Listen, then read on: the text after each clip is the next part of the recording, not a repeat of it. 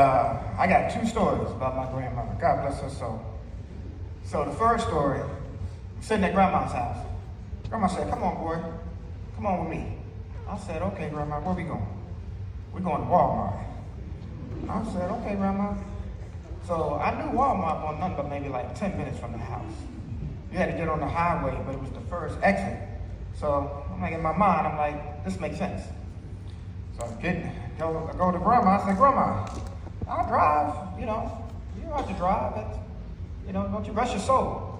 Now come on, get in the car." I said, "Okay." So we go get in the car. It was quite an experience. So as we was driving to Walmart, as Grandma was making turns, she was so close to the other car that I thought I was coming to see Jesus like 5 times. So I'd be like, "Grandma, you don't see that car right there?" "Oh, hush up, boy, that car ain't bothering nobody." But we were so close on the car that like I could roll my window down, they could roll their window down, but like, you want a Coke? You want something to drink? And then I'd be like, "Yeah, I can cash up you the money back." So we made it to Walmart, thank God. My heart was in my throat. So we go in Walmart, Grandma get what she got to get. I got some chips or something, time to come home. I said, "Grandma, please, can I drive home?" She said, "Boy, I've been driving more years than you've been living. Get in this car." I said, "Okay, Grandma." So we get in the car.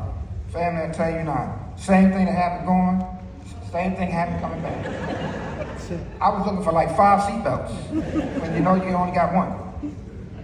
So sum the story up. We get back to Grandma's house. I think Umber and my mom was in the house, and I must have had a look on my face that was priceless. So they were like, "Well, what happened?" I said, "Listen, I will never ever in life ride in a car with Grandma ever again. If she want to go somewhere and she driving, one of y'all gonna drive with her." So that was the end of that story. Because I know we only got 2 minutes. All right, second story. I was dating this young lady many, many, many moons ago. And,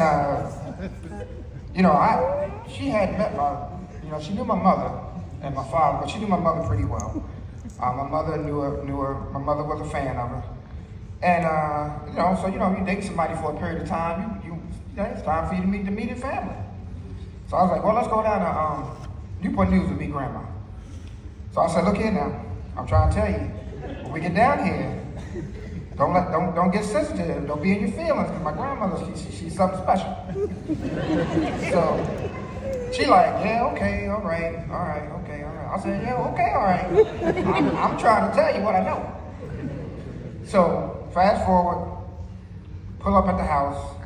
I gave one more prep. I said, "We're at the house now. Don't be surprised about anything that come out of her mouth. Don't take it personal. It's my grandmother." We go knock on the door. They had the porch door locked. Can't make this stuff up. Grandma come to the door. She said, Hi, Ken." I said, "Hi, Grandma." She said, "Who that?" I said, "That's my girlfriend, Nicole." She said, "Oh." She said, "Why her hair so nappy?"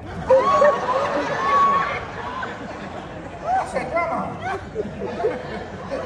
it's a style, this was when like the sisters were doing like the natural look, the Jill Scott movement."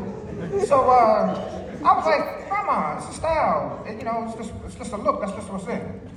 She was like, "Well, she need to find a new style." I said, "Grandma, you gonna let us in the house?" I mean, all this happened at the porch door. We already got inside the house. So she finally, I guess, made up her mind and let us in the house, and we ended up doing the rest of the day.